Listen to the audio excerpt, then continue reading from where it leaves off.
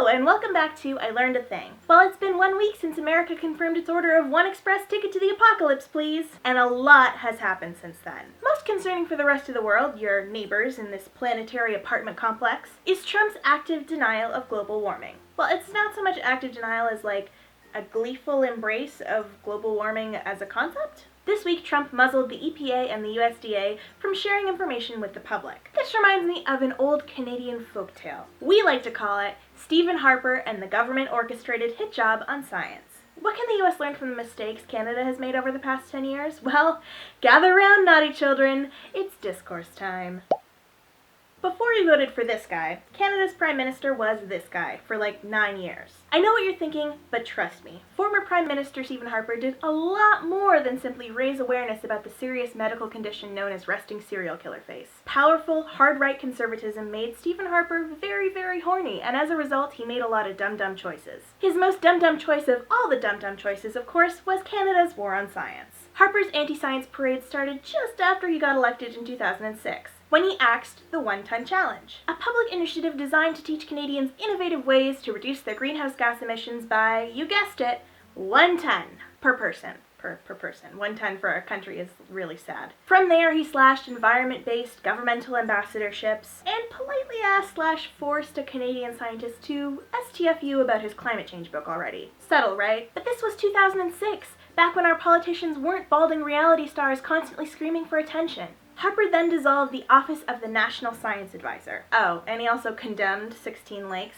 reclassifying them as toxic dump sites for mining operations. Some of these lakes were on land considered sacred by local indigenous populations, and others were primary food fishing sources for rural Canadians. Hooray! Harper fired a few more people, tweaked a few pieces of legislation, f***ed up some whales' houses real bad, and then the big reveal happened. In 2010, a coalition of non-governmental organizations released a report that revealed the extent to which Canada's scientists were being muzzled. Federal scientists reported that they needed permission from the government in order to talk to the media about their own papers. And sometimes the government would even ask to vet the questions and the answers before the interview even took place. This was, at the time, a pretty shocking revelation. And the government responded the same way anyone would expect a government to respond when they do something bad. They kept doing that thing, except with a more brazen, don't give a f*** attitude. Harper paywalled federal scientific journals, he destroyed scientific libraries and threw books out.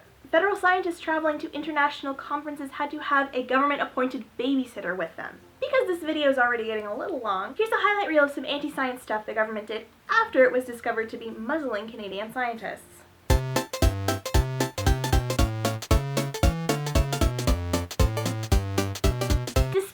All of that. In 2013, our then Minister of State for Science and Technology, Gary Goodyear, had the intestinal fortitude to say, and I quote, "No government in the history of this country has supported science as much as this government has." That sounds eerily familiar in tone.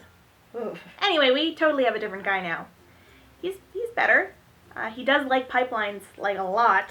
Like, too much. Which, BTW, if you're Canadian, you should consider signing this petition and calling your MP and saying that you do not support the Keystone XL pipeline. Here's an artist's depiction of what the Keystone XL pipeline could do to Canada's ecosystems if implemented.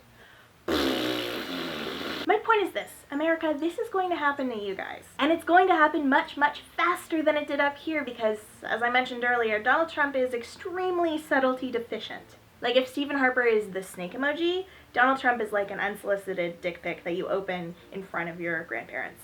He doesn't have to sneak around, which makes his goals a lot easier to achieve. So here are some easy things to do right now. First of all, call your representatives.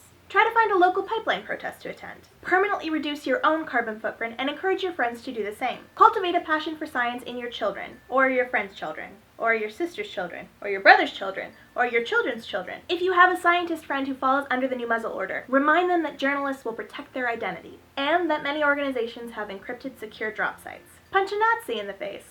Won't necessarily help the environment, but it'll sure make you feel good. Let's show the Trump administration how much we love science. Post your favorite factoid in the comment section below. And if you liked this video, remember to hit subscribe and hit the little bell beside the subscribe button. That gives you a notification when I post a video, otherwise you'll never know.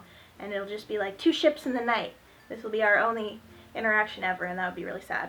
And finally, since I'm asking for your favorite factoids, here's mine, as this week's end card fact. The woman who holds the record for total number of children born to her had 16 sets of twins. 7 sets of triplets, and 4 sets of quadruplets. And if you add all those kids up, the number you get is 69. Nice.